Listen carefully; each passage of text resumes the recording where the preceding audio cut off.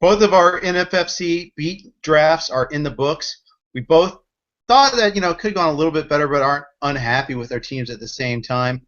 One prevailing trend we're seeing is in the first two rounds, seeing these wide receivers go hot and heavy early on, Chris.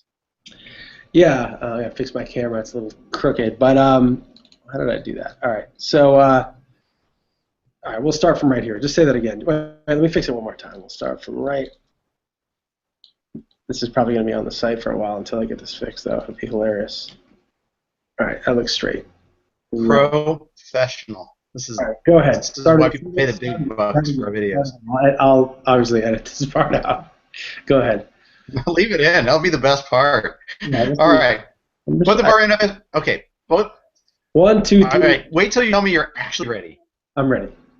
Both of our NFFC drafts are done. In both drafts, wide receivers were hot and heavy early on. Chris, what do you think about this prevailing trend? I understand why. Peter Shankey did a study that showed that actually receivers, not only are they safer than running backs because running backs get hurt more, but after like the first 5 running backs, actually receivers out-earn running backs even on the same level. Like receiver 10 out-earns running back 10 these days in a PPR league. So, not only do you need 3 receivers instead of 2 running backs, but also they're safer and they earn more points. So you understand why it's happening, but it gets to a point where the 7th or 8th receiver is going around where the 7th and 8th running back goes, and at some point you take a running back. At some point you switch. In my particular right, and in fact, my draft, wide receiver 11 went before running back 6. I ended up with running back 4 and Matt Forte at the 6th spot, and running back 6 at the 7th spot in the 2nd round. It was that hot and heavy on running backs. I mean, on wide receivers. Yeah, but why? But that's your running back 6, obviously, is DeMarco Murray. But maybe it's the average is running back 8 or 10. Or I don't know what the ADP is for Murray in the NFFC. But either way, I mean, there is a point at which the running back becomes the value. Now, was I there? Should I have taken Julio Jones over Eddie Lacy? I really like Eddie Lacy. I mean, I think Eddie Lacy. I think Charles and McCoy are kind of in their own tier, and then you have Forte and Peterson who have a little bit more mileage on them that I'm a little nervous about, and then Lacy is favorable to them in terms of he's only in his 2nd year in the league and he's on a really good team, and so I think actually Lacy may be better now. Lacy's not going to catch as many passes as Forte, and Peterson's a once-in-a-generation type of back, so I get it. But so I felt that was good value, but at the same time, maybe I should have taken Julio Jones, and I actually probably would have taken Julio Jones at 9 had I realized that Jordy Nelson wasn't coming back to me at 2.4. I ended up getting DeMarco Murray, just like you did in the 2nd round, because I would have had to take Alshon Jeffrey, and I wasn't ready to go to that next tier of receiver. I wanted a number 1 receiver in a top offense, not a number 2 receiver. So I just felt like, all right, well, give me a back that catches passes, especially in Linehan's offense. He'll probably catch even more passes if he stays healthy, and he gets the goal line carries, and he's really the only game in town also in Dallas. Right, and the way it worked out in my draft is the wide receivers. I mean, we powered through middle of running a wide receiver 2 before we were starting running back 2, or that's analogous tier. But I had the same decision, number 6 overall. Demaryius Thomas is gone. That was my goal. I picked 6 in KDS, hoping I'd get Demaryius Thomas there, and then maybe get another good receiver on the way back. And then the way these drafts have evolved, that didn't come close to happening. Demaryius Thomas went 4th. I had the choice between Dez Bryant and Matt Forte. I think I might have been better off taking Dez Bryant the way it worked out. Right, because it's not just what the guy will do. When you got Forte at 6 and you didn't really want him there, you said, yeah, I guess I got to do it. And Tom Kessenich was like, that's a great value. It's a gift. And you're like, I'm not sure I want that gift, because given the inflation with receivers, and you could see it from my draft on Monday, you knew that running backs would fall. You got Spiller in the 4th round, right? I mean, that's totally fine. If you knew you were getting Murray in the 2nd and Spiller in the 4th, then you probably take Dez Bryant there, right? Because you're getting 2 backs you like already, and so why be thin at receiver if you don't have to? It just becomes a point where, does it get so ridiculous that you have to take Forte at 6, that you have to take Lacy at 9, that you have to pass on Jeffrey at 2.4 because it's just, he just doesn't score enough points, given that he's basically like the 1A, but kind of the number 2 receiver in that Chicago offense. Right, and yeah, maybe you do, and that's just the thing. I think that first round was the real choice, because I did feel like I did not want to take the next wide receiver down. I thought there's a significant enough drop there.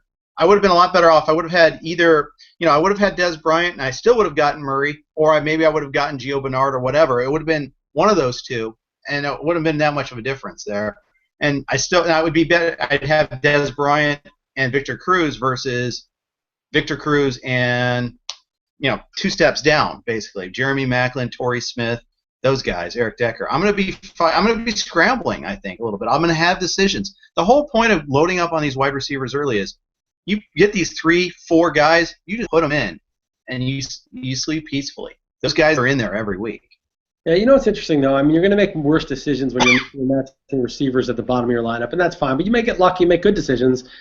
And it's so funny because everyone's like, oh, I crushed you in this draft. Like, okay, we'll see. We'll see what happens in the real season. And I was looking at the team, and I'm like, all right, I've got my running backs are Eddie Lacy and DeMarco Murray. My flex is Bishop Sankey, who I really like, as a guy who can catch passes and do a lot as a potential starting running back. We'll see if he beats out Sean Green. And then I have Gronkowski and Nick Foles, who I really like. And then I have Josh Gordon, who may beat the rap or get a 4-game suspension, and Harvin. And then that last receiver spot is kind of sketchy. Anybody can get hurt. People say, well, Harvin might get hurt too. And then, what are you going to do then? What if Gordon's suspended? Yeah, there's some risk. But Adrian Peterson might get hurt. Anyone can get hurt. I mean, is Harvin a bigger risk that he's healthy 100% now from a hip thing that's not a chronic thing or something that he had before? Is he a bigger risk than your typical 250 to 290 carry running back? Maybe he is. I mean, the migraine headaches are gone, and those were sort of a nagging thing, but didn't really cost him much time. It was really one bad injury a couple years ago and then the hip injury last year. Maybe those are just things that aren't lingering anymore. Maybe he's no more of a risk than any other player, and he's just happened to have a bunch of injuries. So I don't know. I think sometimes we look on paper and we get nervous about our team. And look, I wasn't totally pleased with it. I was hoping that in round 4 I got someone better than Harvin, but it just where I drafted it wasn't happening. But with the volatility we have in the NFL, as long as you're not drafting so out of step with the top 6 rounds that pretty much the same guys go, I think it's on the margin sometimes, whether you went with a couple running backs or a couple receivers. It may help to go with receivers given the new climate, and I certainly would love to do that. But it's hard for me to get too concerned about where the team is now. I just feel like, okay, this is how it felt to me. Not optimal necessarily, but we'll see how it plays out. We'll make the moves that are necessary. I'm going to target receivers during the free agent pickups a little more aggressively. I'm going to figure out where the weaknesses are. Right. The other thing that we did is we drafted way early, before all but 2 teams played a single preseason game. Right. Meaning that there's a lot of things that we don't know right now that we might get bargains because of that, but there'll other be guys in the end game that we wouldn't have thought about drafting that are going to be super valuable as we get closer, and we won't have access to those guys for 1 week. The good news is nobody gets to do any fab until after week 1, so it kind of balances a little, but it kind of doesn't. But in a way, say Arian Foster gets hurt, and we figure out who the guy is after Andre Brown. Is it Blue? Is it Cornette? Is it someone else? Is it Johnson? That sort of battle hasn't been resolved yet. Hasn't come close to being resolved yet. But there's some possible upside there too. Yeah, there definitely is, and the people drafting in September in the same online championship will have an advantage there. But the disadvantage they have is everything's more known. So there's less volatility. I could have a team with monsters, right? If Gordon is not suspended, and I got him in the 5th round, suddenly I've got a player that they're going to have to take in the 1st or 2nd round. Or if he's suspended 4 games, I'll take him in the 2nd or 3rd round. If Gronkowski looks like he's 100% and playing in preseason games, well, then again, I got him in the 3rd round. He might be a 2nd round pick. There's volatility that they can't benefit from. So it's possible for one of the teams early on to get a stacked team in a way that it's not impossible for us later on, because stuff happens during the season that changes everything also, but that is no longer possible. There's values now that are no longer possible later. So I would almost rather draft early, given that there's an overall grand prize. I think the more prepared you are, the better off, the earlier you want to be. I agree with that. Yeah. One other thing we want to talk about. You did an interesting blog entry yesterday. It's a little bit of a parody. You talked about your 70, that's 70 sleepers. It's actually more, I just said 70 because I guessed and I counted. It's more like 85 or 100. Right, but even better. It illustrates your point even farther. And for those who don't do satire very well, explain your point. Yeah, obviously I don't have 70 sleepers. People were saying stuff like, hey, go, I want to see who you don't like because you seem to like everybody. Obviously, they're not my. I even wrote in the article for those who read it. They're not my guys. These aren't my sleepers. These are all the guys I've read listed as a sleeper on one site or another, whether it's ours or other sites like RotoViz. They seem to come out with new sleepers every second to the point where I'm getting a headache from it. It's like, dude, everybody's not a sleeper, okay? Everybody's not the guy you have to have. 10 guys you have to have, 10 wide receivers you have to have in the rounds 5 to 8. Well, I can't have to have everybody. My roster's only so big, right? And same Right. running backs you must draft. They do have a couple must avoids, but then there's 5 different, 20 different people tell you to avoid 20 different guys. The point is, look, everybody has an ADP of where they're at for reasons. For there's information on them. They're going to have some kind of role. They have some kind of skills. They have some kind of team that may give them the ball, may block for them. Things could change. There's a case to be made for and against everybody. The sum total of that push between for and against shows up in the ADP. That's what the market is, okay? I don't need to have, sleepers and busts for every single player. I get the case. We do write-ups for all the players in the magazine. We write what could happen and what the strengths are, what the weaknesses are. As you go further down the list, there's more weaknesses than strengths. But there's, some guys have more upside. I'm fine with the idea of sleepers. I write about sleepers. I talk about the guys I like. I'm just getting sleeper fatigue, okay? Called insomnia, okay? It's just, I'm sick of it. It's just too many guys. And I just wrote, there's a list of 20 guys that I've heard of not on any sleeper list. And then just today, I saw Steven Jackson and Jonathan Stewart listed as sleepers at Number Fire. Now I'm like, all right, that's 2 guys off the list. I guarantee everybody's somebody's sleeper. And the reason everyone's and when everybody's a sleeper, nobody's a sleeper. Right. That's what as a parody from Incredibles. But yeah. Yeah, well, everybody knows. It's right. Everybody is just in the ADP grid, and they're valued for upside and downside. And some players are more volatile than others. Although I would argue that running backs are almost any running back can be a monster. I mean, no Sean Moreno and Fred Jackson were great last year. Anybody can be a running back and do well, as long as you're getting carries and goal line carries on a decent team. Any running back can be valuable. Remember Ricky Williams when he was 31 years old? He was the backup to somebody, Ronnie Brown or somebody. Ronnie Brown gets hurt, and Ricky Williams has 13 touchdowns and 1,200 yards. And I was I could not believe anyone drafted Ricky Williams. I remember in the 12th round when someone took him in the league, I was like, why would you bother? Why would you even draft him? And of course, last year I thought that about Fred Jackson. Why would you draft 32-year-old Fred Jackson? This year I'm like, why would you draft 33-year-old Fred Jackson? The truth is, any running back can do well because it's all situational for running backs. Receivers, there needs to be a little bit more skill-based. But remember, these are NFL players. They're not guys, in your elementary school where the scrub is just a scrub and you can't catch. I mean, all these guys are good. You never know, who's going to emerge somewhere. Obviously, right. Size and speed matter, but everybody kind of, most of that's priced in. Justin Hunter is going in the 8th round. Jordan Matthews is going in the 8th round. The big, fast guys are going. There's no, Stephen Hill is the only big fast guy that goes late because he was so inept the last couple of years. But pretty much most people know this stuff. So it's I'm kind of sick of all the sleeper stuff, the sleeper talk. I just want to be well, there's some few guys that you can see the case for that other people may not see it quite as strongly. And if in your particular draft they slip, you take them. That's pretty much it. And I can't be too wedded to some. I like Aaron Dobson. I like the situation. I like the fact that he's still a little dinged up and it's kind of holding down his value. If he was making big plays in camp, he'd probably be in the 7th or 6th round already. I like some of the guys I like, and if they're there at a good price, they'll be there, but they might not. And I don't feel strongly about there's a must-have guys you must draft. There's a lot of guys that could be good, and so I'm right. sure I'll have my guys. Dobson's one of them I've drafted. Josh Gordon, I think this whole thing is I have him on every team. I think the value is great in the 5th round, especially in an NFFC style draft where winner takes a huge prize. I think you should be very aggressive on Josh Gordon. I took him in the 5th. You should have taken him in the 6th. You didn't. Even if he's suspended for the whole year, I'm going to maintain that you should have taken him in the 6th, just gamble-wise. I don't mind Torrey Smith there, but I just think that's the way you win the league and win the whole thing. So. Yeah, I think you're right about that, especially because it's a 10-man bench. I mean, I have all the room in the world to stash him.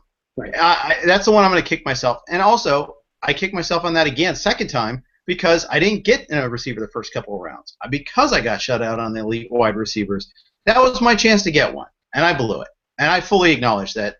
That was a huge regret. The second I didn't get him, I thought, okay, I can wait one more round, and then I can get him. Because I got to get somebody that plays right now. I got to get Torrey Smith. Well, there you go.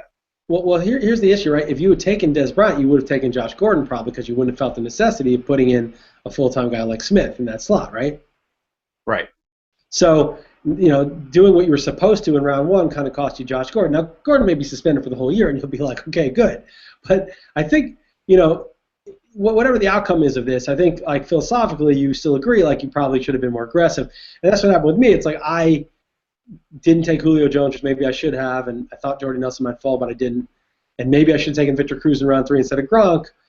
But I still took Gordon in round 5, even though it might screw me, it might sink me, right? I mean, if he gets suspended for the year or even for 8 games, I'm going to be really thin at receiver. My team might really suck, right? I mean, it's possible. Right. Or Dobson may pan out, and Kelvin Benjamin may be good, or Marquise Lee, who I like, may be good, and it doesn't matter. It's just so situational. I mean, Then again, the super typhoon could rise up and go 20 miles inland and wipe us all out anyhow, so it's okay. Well, if it goes like 8 miles inland, I'll have beachfront, so you got to look at the bright side. I'm looking at what could go right with the typhoon. You're looking at that's right. I'm not saying I'm be comfortable with beachfront if I knew that a super typhoon just wiped out 8 miles worth of people to get to me, but I would say while it lasted, it would be nice.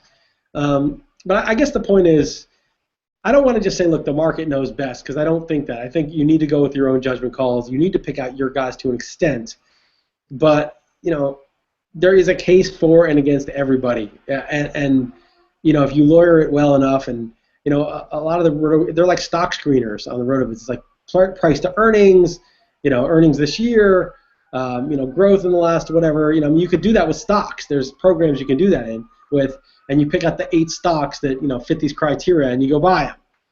But I think a lot of that stuff is just priced in already. And I don't know how many inefficiencies there are. I think, for me, I think it's fine to know that stuff. But what you want to look at is observe the league, know some of that stuff as background, and then just kind of look at a few guys that you think have the situation and the capacity to do well, and try to target those guys to the extent that they're good values.